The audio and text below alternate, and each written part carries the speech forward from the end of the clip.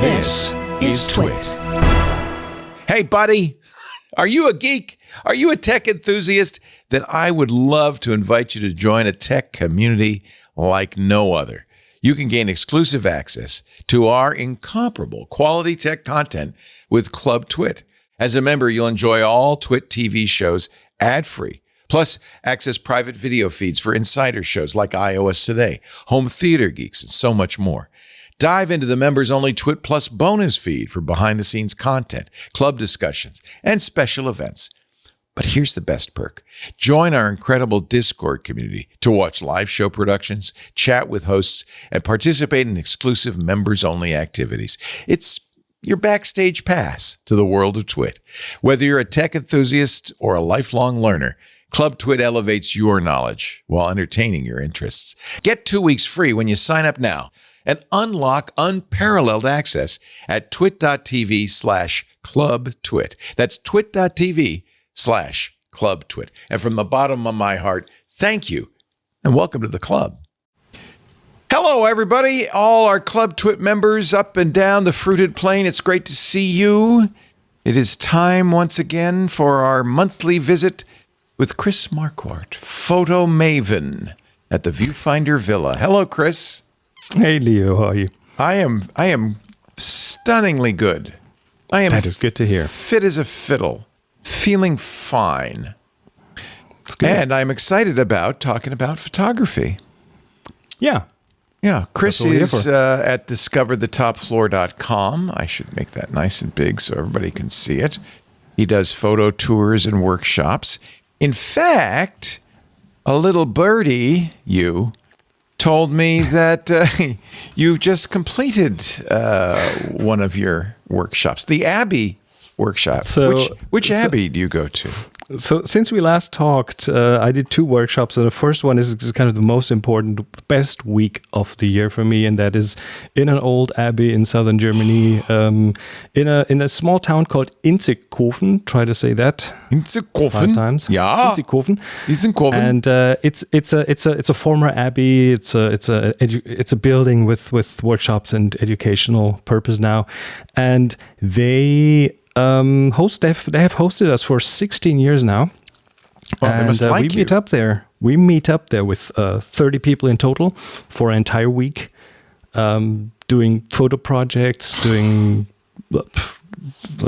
fun classes, doing excursions. It's an amazing week. Not a lot of sleep, and every year because you're so excited, you don't want to sleep.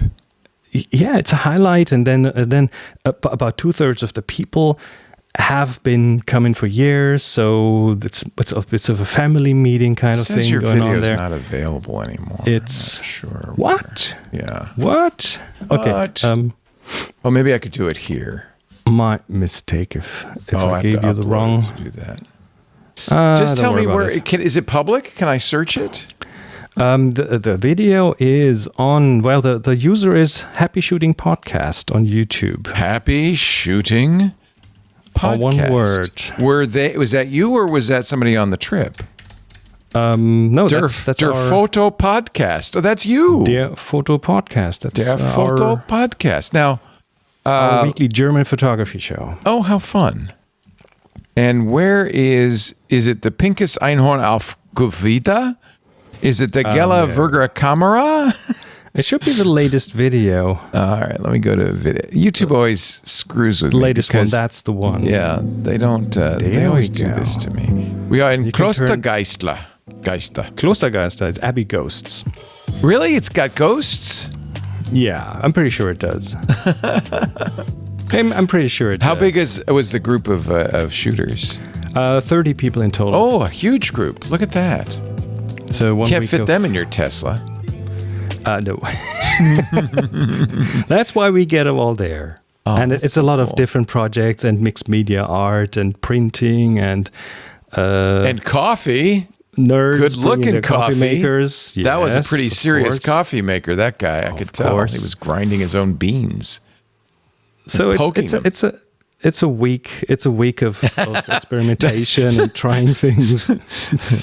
Fun. So some people are doing video as well as audio, as a picture. Some video projects, some photography projects. Some. Oh, so it's not about the Abbey. This is just a place for you to be. The Abbey is the backdrop for it. I see. The place that hosts us. We live there for the week. We have our meals there for a week. Oh gosh, I want to do this. What fun. It is such a brilliant week. It's in German though. So well, I'll buff up on my German. Looks like there was a printmaker there too. Yeah, we were doing photo transfers, monoprints. Oh, look at that! I love monoprints. That's a monoprint. Photography onto paper, Nice. acrylic colors, and another class, a calligraphy class in parallel. And the teacher did like a demonstration or something for us. So lots of different arts coming together. There is a crack in everything. That's how the light gets in. Isn't that Leonard beautiful? Cohen. That's a Leonard Cohen quote. So that's the week. Yeah, that's one of the things I did. How wonderful, Chris. No wonder you're happy, in a good mood. I would be too. So, and are you going to do that next year if people want to find out? Yeah. Oh, we've done it for 16 years now. So there's if no you go stopping here, you'll find it on there. That. But you've got a new one. You've been mentioning this for a while. Have you set the date? I think you have. The Black Forest one, that is now a go. I still need to put it on the website, but November 23rd to 30th this year, Black Forest and Alsace Christmas markets. Yes, not just a forest. You get to go and shop. You can if you want to. No, it's Black Forest, Alsace, different. The food in Alsace famous is Christmas amazing, markets there. It's French and German, and the sausages. Oh my God, unbelievable! Yes, everything is awesome there. Yeah, how fun! So, or saucisson, as the French call them. That's a go. Yay! For sure. So if people want to sign up, it's not on the website, but it will be. Is that? It will be, but there's a general sign up button on the website, so you can find it. Okay. Discover the top. If anyone floor. has interest, go there, drop me a note. .com. And then we'll take it now, Chris will be doing, as usual, entertaining your questions at the end of the show. If you wish to leave some questions, go to, as you see at the bottom of the screen, TF, which stands for tips from, TTF, which stands from the top floor, TTF.com/PTQ, photo time questions. It's all acronyms all the way down. Nice. Get your questions in because we have lots to talk about. There's photo news. But before we do anything, it's time to review our assignment. The fishbowl. You went to the fishbowl and pulled out the word geometric. And that was a good one for people, I think, because there's lots of... there's Dave's hot chicken. I don't know if that's geometric, but it's hot. So tell us. 26 people sent in their photos. Look at that. And this was a tough choice. That was so much good stuff in there. I'm blown away. I really am. And people did the right thing. If you look at the thumbnails, the first contact that I have with the pictures is I see the thumbnail. So it's always best if a photo also works well as a thumbnail, and not all photos do, but there were so many good thumbnails in there. So that's an interesting point. How do you get a good thumbnail? You just pay attention. I guess geometric would kind of work all right. You practice. You test your photos in a small form factor. Those that jump at you. For example, if you use something like Lightroom on a grid, you have smaller photos, and some will speak to you faster. This is always a good suggestion for contests and things. Judges will almost always have a thumbnail view first, and the first impression, that's what you want. So that's how you do it. But of course, I looked at all of them. And because I made a choice of conscientious game master. And it was 26 and not 260. So I could certainly do this. And I chose 3 to talk about. The first is by Josh Nereus, titled Gaze into the Sonic Circles. Oh, look at this. All right. And it's a close-up. It's a macro photo. He writes, ever wonder what the speaker mesh for a Yamaha electric piano looks like up close? Funny. Want to know more? How funny. If you have a macro lens, and by the way, if you have one of the newer iPhones like a 16 Pro, that has really good macro capabilities. So this would certainly work with this kind of a phone. It's cool looking. The light coming from the side, which is often the case with macro, because you end up, at least with some macro lenses, to be really close, so you kind of cast a shadow on it. So light coming from the side gives it a really interesting texture.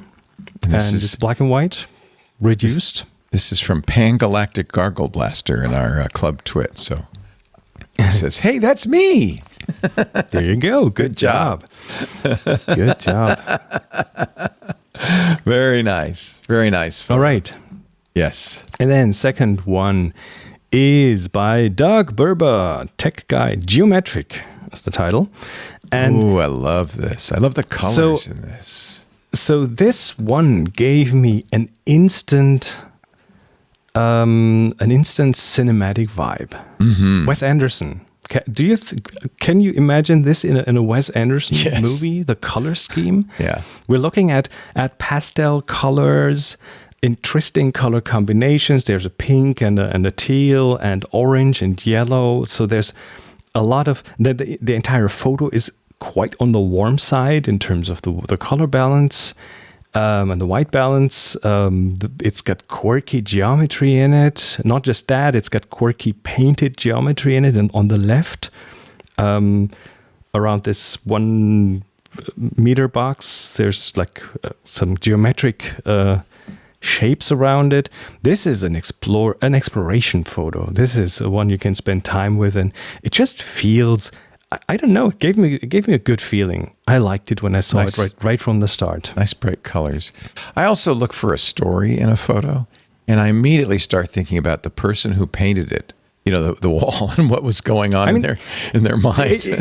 Initially, I thought they must have run out of color and just like pieced it together. But then that wouldn't be the result. So that is a deliberate, it feels intentional work of art. Yeah, absolutely. Yeah. Oh, I love that. And then you have the cables on the top making these parallel lanes, and on the bottom another set of parallel lanes. The ones on the top are blue, the ones on the bottom are yellow. So there's lots of like complementary colors going on. It's brilliant. Luscious. Love it. Very nice. Love it. And then and who is that from? So we can give him credit one more time. Doug Burba. Thank you, Doug. Very nice.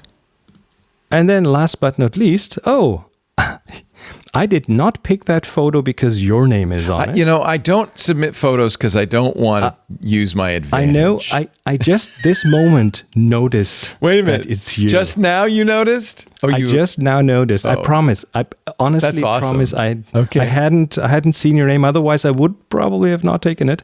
But I've taken it. You shouldn't. I've taken it for its photographic merit. It's not fair. That's the only reason I've chosen this.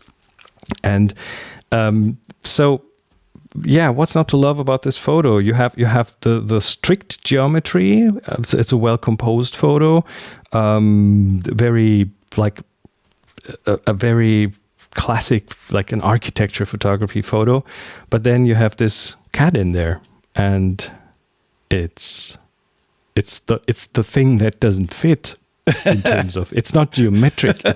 She's very soft. It's a living being with rounded corners and no hard edges, and that in contrast to the bright white wall with the interesting different shading. So you can kind of, you have an idea where the light is coming from, and you contrast this with a void of a cat. A very dark black. Is it black? Yeah, she's black.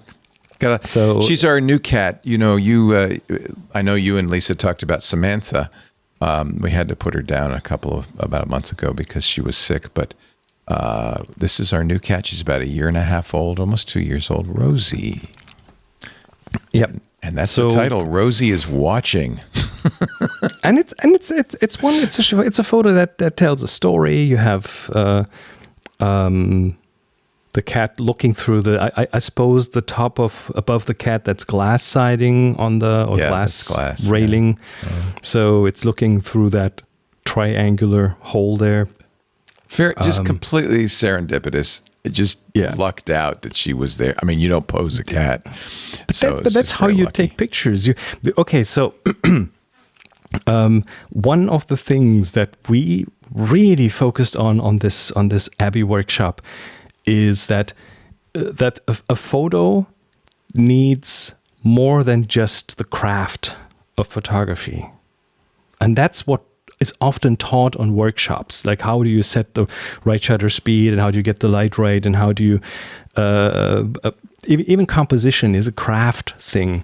But then you need to notice the photo before you can take it. So the noticing part, we often don't notice these kind of things. And if you learn to notice an interesting shape, an interesting light, interesting texture, or an interesting story in this case, if you notice that and you follow that impulse that tells you, I should probably take that photo, that only then can you have the photo. Only then the photo will exist.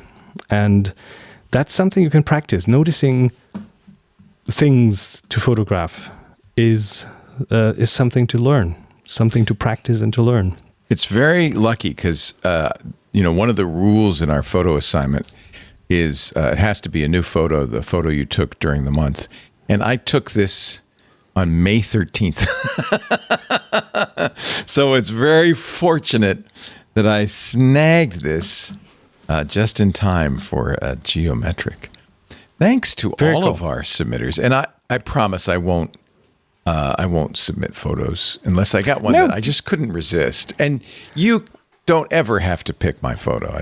I didn't pick your photo. I didn't pick your photo. You picked that photo. Picked that photo without seeing that it was you. So I love photography. I really do. It's so much fun to take pictures. And when you get one every once in a while. And you do pay attention. You see these things. Always looking.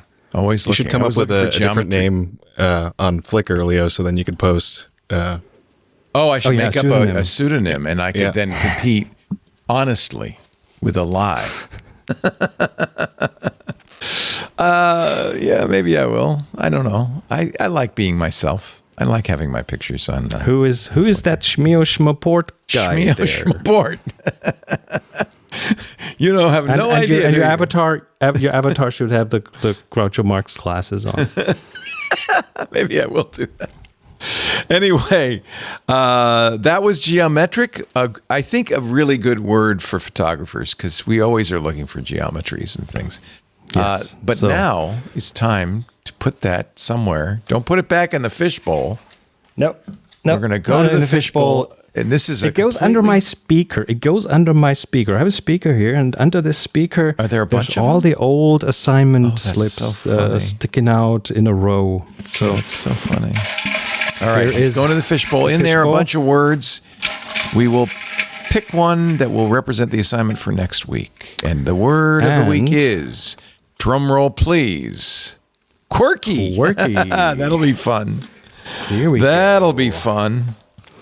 Quirky. What is quirky? What will be quirky? There's our drum roll. All right. Now, the way this works, we don't say really what it means. All we say is, that's the word of the month. Look around you. You must take new pictures. We don't want old pictures of quirky things. We want pictures of new quirky things. What does quirky mean? You be the judge of that. When you find something that says quirky to you, when you take a picture that says quirky, you can submit it.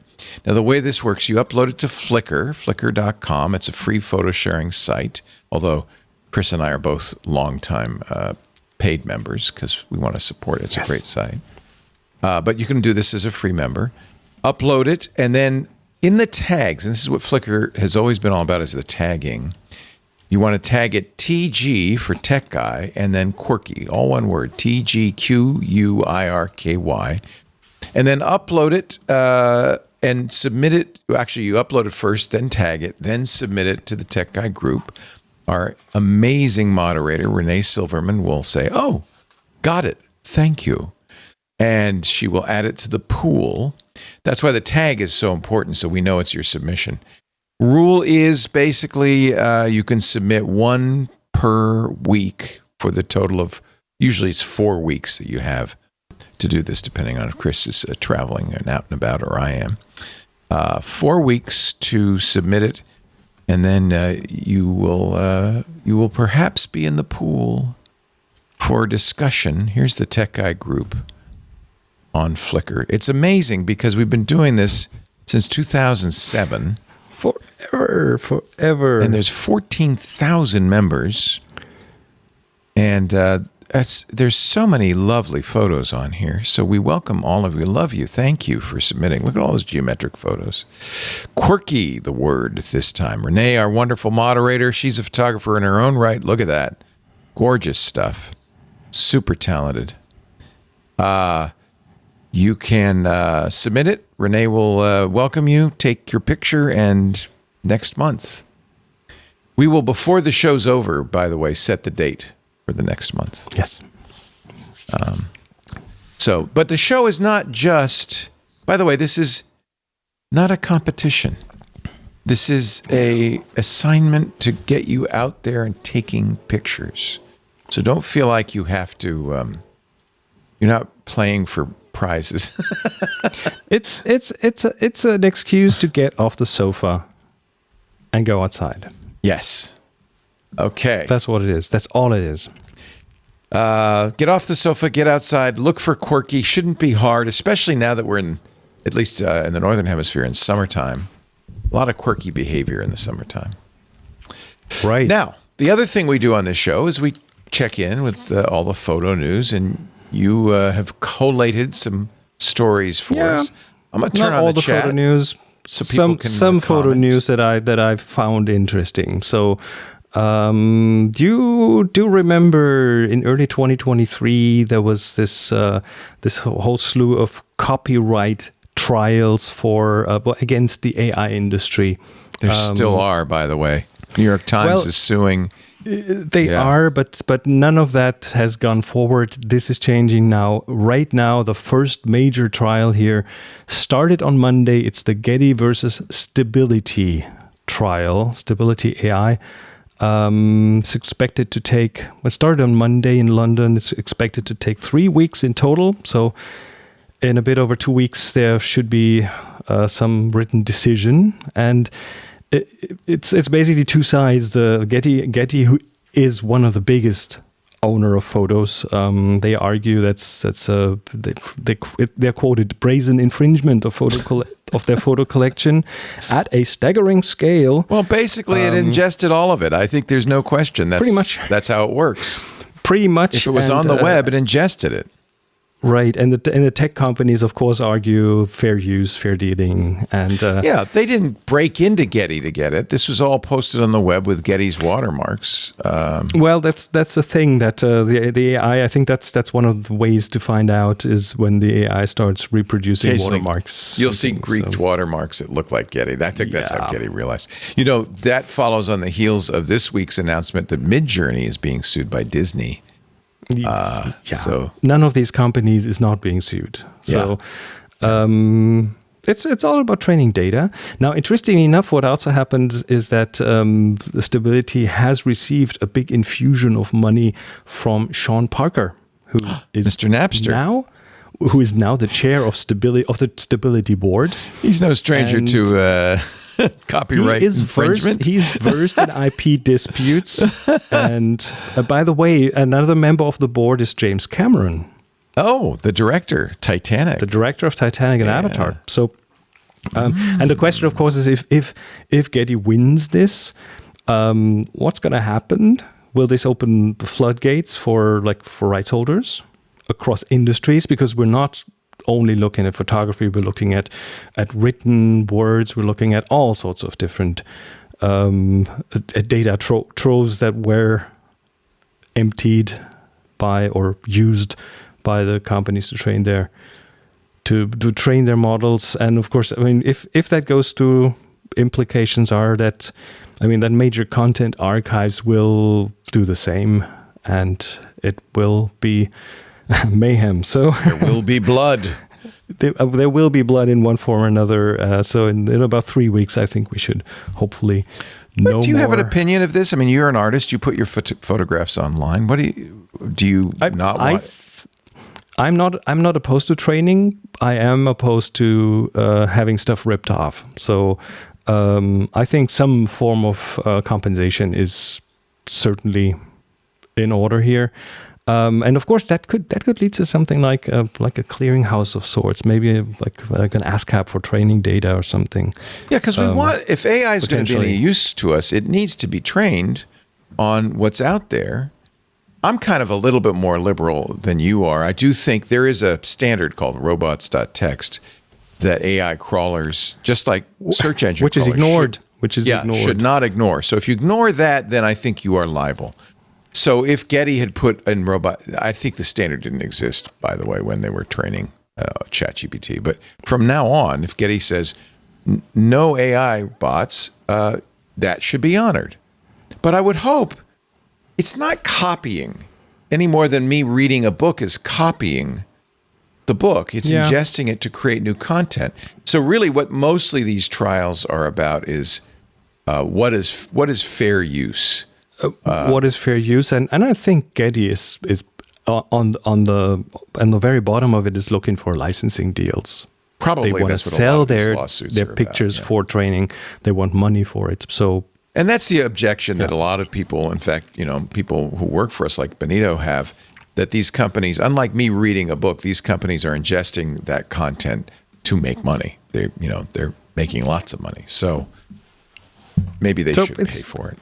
I'm looking forward to finding out what. You should point out if they pay for it, we'll end up paying for it. Exactly. So, it has a lot of different sides and different angles, and it's not an easy decision for sure. Right. So, in the same vein, the next message, the next news is about Adobe Stock. Adobe sells Stock 2, and a German professional stock photographer named Robert Kneschke, he did some sleuthing and found out that about half or almost half of Adobe stock is AI. And this does not surprise me at all. It's very interesting. Why wouldn't they? That way they don't have to pay photographers, right? Well, the thing is, they are trying to do something against it now because the platform saw a major flood of AI-generated images that are marked as AI, not just snuck in there, but marked as AI. Right. In the last 3 years, they have received as many submissions as in the 20 years before. So, Adobe Stock is formerly Fotolia, and when Fotolia started 20 years ago, it became a pretty successful stock platform, and in 20 years. They had as many pictures as in 3 years now. Wow. And Adobe has now started to limit uploads. The rejection rates for photographers have skyrocketed. So they have a reputation to lose, I guess. Wait times for a photo release, if you uploaded one as a stock photographer, can be up to 2 months now. And of course, Adobe disputes that percentage. They say it's not true, but their answer it's in the article that I linked. It doesn't really it's not very convincing. So the article's on petapixel.com. And by the way, that German photographer clearly explains his method, how he came to that number, and it's a very plausible. It's very plausible. Honestly, the biggest threat is to these stock photo companies, because anybody can generate their own stock photos now with Midjourney or DALL-E or any of the Imagine, any of these. So sooner or later, that will be in your phone, and it might not be as perfect as a photographer who slaved over this photo for I don't know how long, but it will do the job in most cases. It will be good enough. So. Do you worry ever that photography is just no longer going to be a money-making profession? That at some point it's going to be? I don't. I mean, as a stock photographer, yeah, that's there's no future in stock photography, I think. Pretty clearly, right? All the utilitarian photography, the one that you use for the non-art photography, that is probably going to be done by the machine sooner or later. But what I see on these photo workshops is that people still want to take photos, and AI photos are not a thing on these workshops. Right. We don't tell people to not use AI. It's just not being done because people are there because they want to. No, we want to make art. Yeah, AI is not art. So that side of the photography, I'm not worried about my workshops or anything, because that is a real experience, and that is people doing what people like doing. It's like people like riding horses, but horses are not being used to carry your stuff around. They're no longer anymore. our main transportation means. Right. Yeah. So photography, I think that's a good way to think of it. The art, and it's the same thing with generated music. We've talked about that before. People make music because they love making music. Yes. It's too bad if you can't make a living at it. You know, that's the other side of the coin, of course. The stock photographers are going to be out of a job. That's clear. Yeah. So get ready, stock photographers, or become really good at being an AI whisperer for photography. Yeah. Or shoot analog, shoot film. That's what we do on the workshops too. So yeah. Well, in fact, I think it might drive more people even to use these kind of classic means of creation like film. Because, I'm not making it for profit now. I'm making it for art. I met on a cruise a couple of years ago a guy who did only silver prints, which is quite a challenging, difficult, and elaborate process. But he loved the work. He loved how it came out.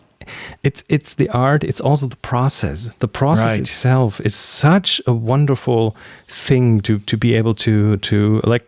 Again, large format photography. We just last weekend did a workshop on that, and it's just the process is so lovely, so satisfying, such a building skill and learning the basics of something, and then being able to execute on that and make art at the same time. It's just that it's the most satisfying thing you can do. I slept so well after that weekend because people were so happy. They learned something new. So much fun. Yeah. It's fun, yes. It's so much fun. So, I mean, it does make me sad that you can't make a living at it. My nephew just graduated from the Rhode Island School of Design, very prestigious art school in the U.S. in photography. And, I don't know what he's going to end up doing. Well, but he now, having done that, he has the skills, he has the eye, he has the foundation to be good with these tools, to know how to handle these tools, to judge what the tools do and what they return to you, and if that is good. So a good photographer will also be a good prompt writer for these systems, for sure. I'm sure that's not why he went to art school. to Probably learn to be not. A prompt writer. Probably not, but I'm sorry, Grady. That's the bad news. All right, let's talk about the tools we use. You always give me reasons to spend money on this show. There's this really, from my point of view, really interesting but also kind of strange category of cameras that are digital cameras, but they pretend to be film cameras. Oh, that's cool. And two of those came out. There are more of these kind of examples, but the one that's gone through the media is the Fuji X-Half. X-Half? Is it half the size? Half. Well, okay, so if you have a 35 millimeter film camera, an SLR, then there's this other category called the half format cameras. And what these do is they only expose half of a frame. So you have twice the amount of pictures. They are vertical. And so this, instead of 36 pictures on a roll of film, you have 72. So it is a film camera. No, it's not. it pretends to be one. What? It has a fixed lens. It has 18 megapixels. It has a vertical aspect ratio of 3:4. It has a 1-inch sensor, but it's a vertical sensor, as like you would shoot with your phone, vertical. It has a vertical display. It has a vertical optical viewfinder on the left top, so it mimics to being a rangefinder camera. And then it has a mode called film mode, and you choose your film simulation, like a film stock, a virtual film stock. You choose how many pictures you want to take. And that's like a 36 or 54 or 72 pictures. That's hysterical. Interestingly enough, no 24 pictures. And then you can enable to have the date imprinted on the picture. I see that. Like it was a film camera. That's hysterical. And then you're stuck with your choices until that, in air quotes, film is full. You have to do 36 shots. You can't do pixel peeping. That's it. That's the idea. There's no previews, so no pixel peeping. Oh, what an interesting And camera. then you have to, again, air quotes, develop the film by transferring it to an app. And then you can do whatever you want with your photos. How It even has a interesting. film advance lever. Oh, no. See that on the right top? It's to wind it? Yeah, you with your right thumb, you advance the film, the virtual film.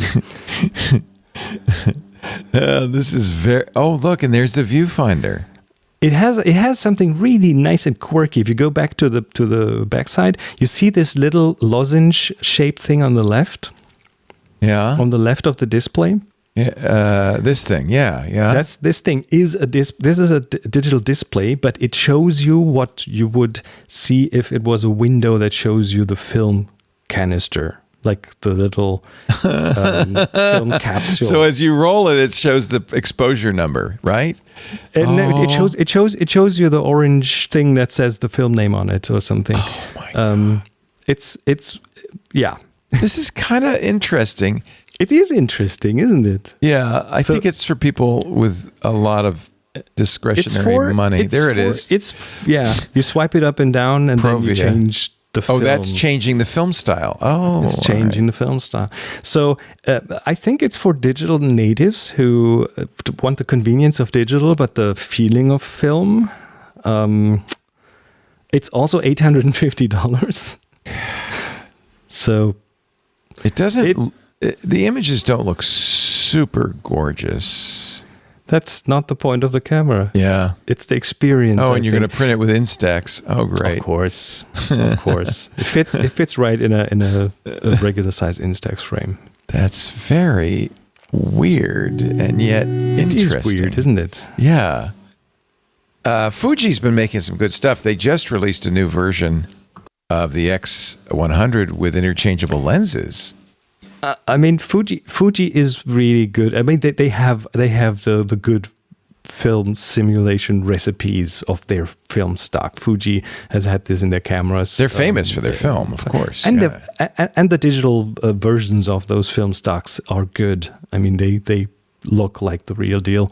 So, yeah. But the Fuji X-Half is not the only camera. There is another one, and the second one I want to talk about is the Yashica FX-D. And that is, it does have similarities. They ran it through Kickstarter. Yashica isn't the camera manufacturer anymore. It's the brand, and someone owns the brand, and they put that name on that camera. So it's also on the cheaper side compared to the Fuji. It's $240, I think. That was the early bird Kickstarter. Wow, that's very price. affordable. Okay. And it also has a film advance lever. It has 6 film emulsions, film emulations based on some classical film Get the stocks. film vibe without the rolls, man. Yes. So, and it comes in 2 versions. There's the FX-D 300. That's a 50 megapixel sensor. And This is actually pretty cool also. I like this. Maybe this, if you had that. I was thinking that the Fuji would be great for a classroom, to give students to kind of, without, because a lot of classes now are trying to teach film. I think maybe this would be a better intermediate way it still stays digital. I'm on the one hand, I'm intrigued because it brings new people in the fold, and I don't really care what brings people to photography, if it's the nostalgia or if it's the curiosity of experiencing what film was like, as long as people start doing photography, because that's a beautiful, wonderful hobby, a very satisfying thing to do. So the tool, I think, is secondary. If that brings you in, then that's the right tool for you. So it comes in two versions, the 100 and the 300. The 100 has a 13 megapixel sensor and the 300 has a 50 megapixel sensor, and they have slightly different lenses. And they also emulate that film experience in one way or another. I haven't played with any of them, so I only seen what's online, but yeah, it's a kind of an interesting category of cameras, right? Yeah. I mean, it's inexpensive enough that you might want to play with it, I guess. It's a little strange. I don't really have a firm opinion on it just yet, but why not? Why not? It brings people to photography that would probably otherwise not have done that. So it's a good thing. Why not? All right. Second last piece of news is about seeing with a different wavelength. Like we have the spectrum of light, and then if you keep going, you end up in the radio spectrum. And there are radio telescopes on Earth that look into the sky, into the depth of the cosmos with radio waves. They listen in with large dishes to hear, kind of to see in a different wavelength what happened long time ago. And there are ultra-long radio waves that are interesting to look at, but those are blocked by the Earth's atmosphere. So the Jet Propulsion Laboratory is developing a new lunar crater radio telescope. So they want to put a radio telescope on the dark side of the moon. Wow. So that shields the thing from Earth. I hope they have the budget for this. I think the budgets have been cut 25%, so this may never happen. But we'll have to see. They are in phase 2 financing. Oh, they have $625,000. How do you build something on the far side of the moon? Using robots. That's how you do it. So we're talking about 1,100 feet diameter, so it's quite sizable. There's a 200-to-1 prototype being constructed right now. They want to test it later this year on Earth. The dark side of the moon is a radio silent environment. There's no satellite interference. There is, despite the name, light. We should mention, it's not like it's dark light all the time. It's just we don't see it. So I guess it's really the far side of the moon. That's true. And there's also no low Earth satellites that are in the way, because these do not only interfere visually, but also with radio waves. And they send radio waves, so those interfere. That is a growing problem for astronomy. But the cost, of course, might be the major hurdle. We're talking a budget or a price tag of $2.6 billion. I hate to say it, but they're already in the second phase of financing. I don't know how many phases there are and how far it has to go. They are talking about building this in the 2030s. The project started in 2020. So this might be better than the Hubble or the Webb, really. I mean, this is, of course, it's a radio telescope, but it can see different things. And at that size, I think it might have some good resolution for a radio telescope. 3 to 5 kilometer diameter, and no interference from Earth's atmosphere, which is good. Amazing, more than good. That is amazing. Great. So, last piece of news. As a photographer, you're always looking to find work somewhere, and Airbnb has now added photography. Have you seen that? Yes, and we've been talking about doing ads for it because I think it's such a great idea. They're doing experiences now. That's the new thing for Airbnb? They're doing experiences, and they're doing what's it called? Not just experiences, also Services? Services, yeah, experience and services. So under services, you have a whole bunch of different services that you could now offer to travelers who have an Airbnb, including photography. There's a photography. You can hire a chef there, or get prepared meals, or a massage, or training like fitness training, or makeup, or hair, or spa treatment, or catering, or nails. And photography is right on the top of that. So imagine you travel somewhere, you rent an Airbnb, and you want a photographer to show you the city, or to take pictures of you in the park or whatever. And as a photographer, you can go there, you can offer an experience or a service, and then people can book you. And I looked at the examples. There's like a vintage car photo shoot tour, or a photo session at a specific location, or authentic urban portraits, or couples photography. For experiences, Airbnb, I think, takes 20% cut. For services, they take a 15% cut. And Look at this. I find it interesting. Here's Barcelona. There's all of these people in Barcelona want to help you, either do a photo shoot with you or help you. We did this in Venice, by the way, with we always do when we travel things like this with a company called Tours by Locals. We booked a photographer who knew Venice very well, and she took us out to all her secret spots, and we got some wonderful photographs. I was really happy with it. It was a really great experience. We spent the day with her. And so it was a great way to see Venice through a native's eyes. And I was super happy with it. So I'm glad that they're doing this at Airbnb. I mean, they also need to make up for some lost business. If you look at Airbnb, well, that's why they're numbers in New York. I think they dropped 90% in New York. And it's also because cities are making it illegal. They don't want to eat up all the housing with or kill hotels with temporary rentals. Exactly. So. Also, I think the CEO said somewhere on an interview that Chesky, those services also face fewer regulatory hurdles. So that's what he's saying. He's saying people are legislating against us. And question, of course, is quality. You don't really know what you'll get. I mean, there will be a rating system, but how reliable are those rating systems? How will they vet it? Yeah. So I haven't really looked very deep into it just yet, because it's only in some bigger cities at this point. But I hope that as a photographer, as a creative, you can at least show a portfolio or something that people can use to at least get an idea what you're offering and how good and how much value you're getting for your money. Right. So, but it's another way.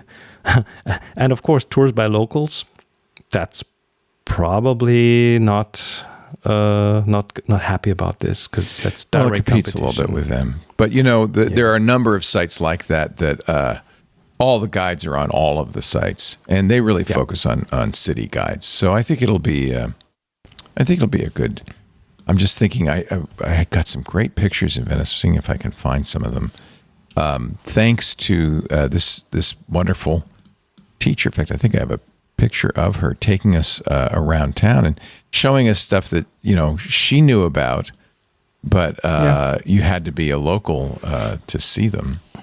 Oh, we did this in Moscow years ago. Had one from a photographer from Tours by Locals, and she knew all these used them too. Wonderful places. We used that too, and we asked her, "Can you take us to like a market, like something local, something where regular people would shop?" And it was that's the best. Exactly the right thing. And she was there to help us translate and talk to security and so on. So there you go. She took us to a fun spot, and I got Lisa to pose for me, be my model. And she was doing, she was teaching us at the same time as she was, taking us around. So we were getting some instruction as well, which was great. That's I think the this thing, is my favorite right? From there, It's not just taking the pictures; it's learning. It's expanding your own horizon and taking home not just the photos, but some new tools in your creative toolbox. Super, super fun. What a great way to see a town. Moscow would be fun too. I'm jealous. That sounds like a great idea. I don't think we'll be going to Russia anytime soon. No, me neither. But when that was still a thing, then when it comes back, it was good. Yeah, back then it was good. Well, I've been to St. Petersburg a few times and enjoyed myself. We had tours by locals there as well. Yeah, I think this is a smart move on Airbnb's part. I think so too. Because it shouldn't just be restricted to people, who are traveling, in foreign lands and, on cruise ships and stuff. That's one of the things that makes a cruise interesting is all the excursions associated with it. And this is excursions for wherever you might be. I love the idea. So look at the chat, Mr. Met86. When you book a photography session on Airbnb, they charge $90 lens cleaning charge when you check out. No, not. He's joking. That was one of the problems, though, with Airbnb is you would get these weird extra fees. Yes. Actually, I stopped using Airbnb because it wasn't a great experience often. So it depends where you go. Seriously, does. I've had good and bad experiences. Yes, exactly. Yeah. Yeah. Well, thank you. That was all good stuff. That is the news. Now it's time for your questions. It's time for the... Well, at this point, it's time for the question because we have one question. In this Uno point. questione. And it is a question by Edmonton Oiler guy, aka Evanescence. Evanescence is a photographer and very happy right now because his Oilers are in the Stanley Cup playoffs. Ah, there you go. Yep. And it's a question that I'm not sure I can really answer. But if you were buying strobes today, what would be your top choice? Money no object. What would be your second choice? Best bang for the buck. So with strobes, I assume you mean studio strobes. Bigger flashes. I personally, haven't bought studio strobes lately, so I'm not really familiar with the current market. But I own a set of Elinchrom flashes, Elinchrom strobes that have served my needs for a long time. But the top tier, we're probably looking at Broncolor, Profoto. And the more brands for sure. The thing about studio strobes is what you want is color consistency. Like you want control over everything, and some strobes turn, like if you turn them down in output, they change their color spectrum and they might become a bit warmer when they're darker, and that's the kind of thing you don't want. You want that consistency. Also, flash duration is a thing because the flash it feels instant, but it is not. It takes a certain time, a few milliseconds, for that flash to burn off, and that flash duration is important depending on what kind of a camera you use and if that might interfere with your exposure time and so on. So that needs to be consistent. So Broncolor, Profoto are two high-end brands that come to mind here. And as a budget choice, I would look at Godox. Oh yeah, Godox is great. They are such a good bang. I didn't even know they were a budget choice. I just thought they were the choice. That's so funny. From what I know is that with a Godox strobe, you get they compete with strobes that are maybe 3 to 4 times the price. Yeah. And the quality seems to be very good, and I've only heard good things about them from a lot of different photographers. I would agree 100%. Now, there used to be a wonderful site all about strobe photography. He's kind of retired the site Strobist. now, the Strobist. But you know what's cool about the Strobist? It's still online. He archived it so that people could still go there. I wouldn't use it for buying advice because obviously a lot's changed since 2021. But boy, there was a lot of instructional stuff. He has a lot of used buying suggestions. Now, what he does is he or what he did is his thing was to use small flashes, small camera flashes, mix them with available light and balance these. So these are not the big studio strobes, but these are more like the speed lights that you would then manually set to balance the light that's there. Which is a very fun technique to work with. Well, it's also a good way inexpensively to kind of start learning about what lighting can do. Totally. And then Absolutely. you can get the big studio gear if you. And if you go to that site, go to his Lighting 101. It's a class. It's a master class in from getting started to becoming really good. He wrote it all down. Follow that, and you'll be good. You'll learn a lot from it. Yeah. I think I was sad when he took it down, but he said, I'm done. Everything needs to be here is here. Yeah. And it's true. Lighting isn't going to change. The technology is going to change. But, the information is not ever going to change, right? And, this is great stuff. It's the reinventing the wheel thing. The photography...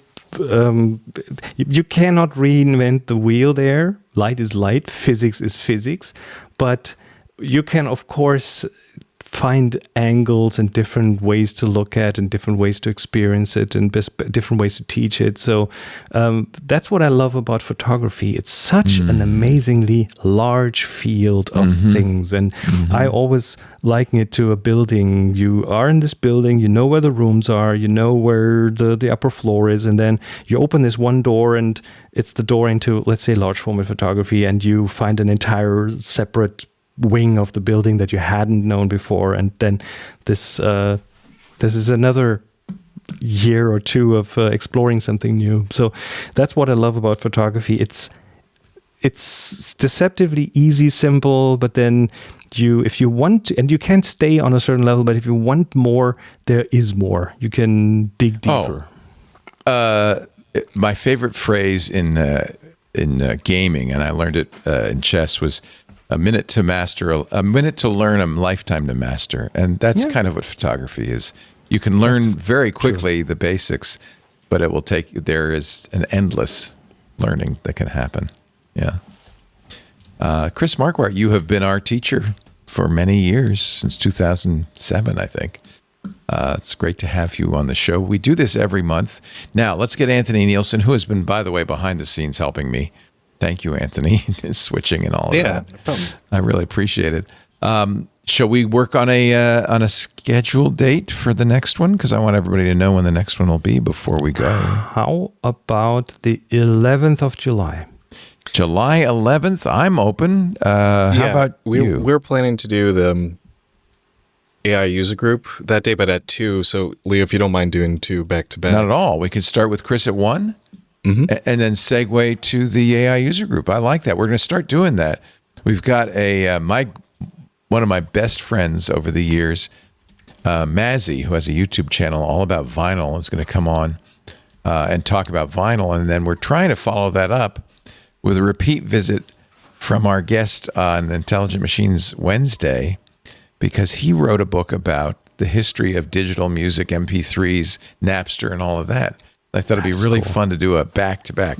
So maybe we'll do a, well, if you don't mind. I don't mind. That's the 27th, I believe. Yeah. No, I'm just saying. 25th. Yeah, that's coming up. Yeah. But I'm just saying, if you don't mind, Chris, being back-to-back with AI, we will do it on July 11th. Back with AI. You can even stick around if you want. You know what? Maybe, Anthony, that AI user group should all be about AI imagery. Since we got Chris, and we could get Alex Lindsay on it because he's a master of Midjourney. Although, the whole thing about doing a TWiT app, a lot of people have been. There are already on GitHub a number of vibe-coded TWiT apps I saw that were incredible. So maybe we could also. By that time, we should also have the ruling in the London case, the Getty versus we could talk about that case. So that's another thing to keep in the back of our minds. So next time will be Photo Time with Chris Marquardt. Will be July 11th at 1 p.m. Pacific. Put that in your notebook on 7-Eleven. That's easy to remember, right? And join us for the next photo time, 1 p.m., 7-Eleven. And Chris, thank you so much. You can send questions to tfttf.com/PTQ all month long. So please do, because we'd like to have a stack of them by the show next month. And don't forget, you have now until July 11th to take your Quirky photos and upload them. Tag them TG Quirky, upload them to Flickr, and add them to the Tech Guy group. What fun. Thank you. As always, Chris, thank you. Thank you for having me. This is fun. This is cool. Yeah. Well, we used to do this every week on the radio show. I wish we could keep doing it every week, but once a month. We're doing this for an hour now, and this is a very different kind of plenty to. now. Yeah, that's right. Yeah. In a way, you're getting more because you only got 7 minutes per week on the radio show. So this is twice as much. The longer time allows for such a different dynamic here. So yeah, we can have a real conversation. Yeah. Thank you, Chris Marquardt. A very special thanks to our club members who make all of this possible. If you're not yet a member of Club TWiT, gosh darn it, you better get in there. We do stream this publicly a month after the show, but the show will be stored and on the TWiT Plus feed for only 1 month. So join the club if you would. $10 a month, $120 a year. You can do more if you want. It really helps us out. The main reason to do it, of course, is to support TWiT and all the shows we do. TWiT members now support 25% of our programming. That's our operating expenses. 25% are paid by the club, which is fantastic. Thank you. And in fact, who knows what will happen with advertising, but I think we've always can count on you, I think. twit.tv/clubtwit. You also get access to the Discord, special programming like this. There's a lot of reasons to join. twit.tv/clubtwit. Thank you, Mr. Marquardt. Everybody should go to discoverthetopfloor.com. Sign up for the Christmas Markets Black Forest trip, November 23rd. That would be such a great birthday gift for myself. I would really love to do it. But I can but dream. Thank you, Chris. Have a wonderful week, and we'll see you next time. Thank you. Take care, everybody. Bye-bye. Good job. Really good stuff. Awesome. Oh, and Jay, I just saw your question come in. Oh, shoot. Next bit too late, doesn't matter. Just a quick one. Recently bought a used camera, a Fuji, for a very good price, and recently discovered it has some stuck and hot pixels with longer exposures hate it when and higher ISOs. Older cameras do have that. It's a normal thing, especially if the camera traveled a lot on airplanes, because then you have more radiation. Radiation! I didn't think of that. Well, it's the cosmic particles that are plenty, or at least more, up there at the altitudes you fly, and those can kill pixels or light them up permanently. I have normally, if you use something like Lightroom, for example, that detects those and just takes them out. Yeah, my FX-30 cameras, these Sonys we use for shooting, actually have a dead pixel routine that you can run that will just take it out. Jay writes he ran pixel mapping, but there's still some problem pixels. Sounds like there's more than a few in a clump. So I found this on my 5D Mark II, which has had traveled for years, and I had with me for years.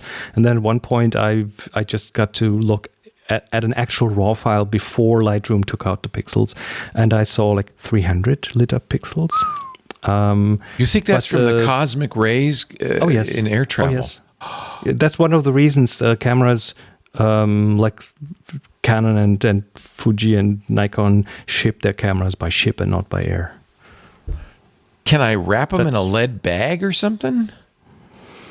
Cosmic particles, they are quite energetic. Go through everything.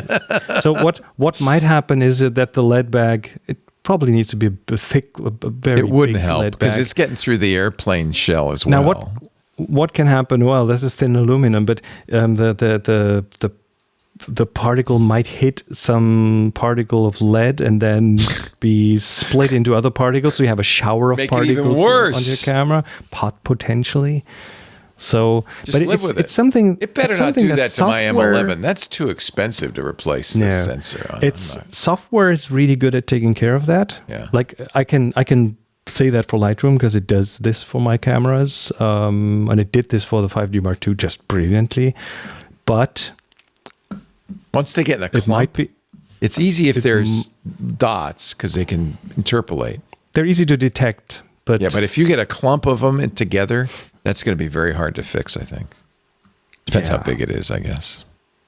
possibly. So Wow. I never even knew about this. yeah, Wow.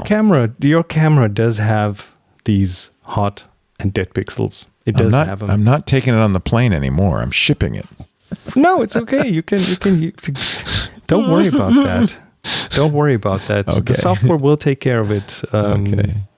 But I guess if it's too much, and especially for really long exposures at higher ISOs, then they might become visible.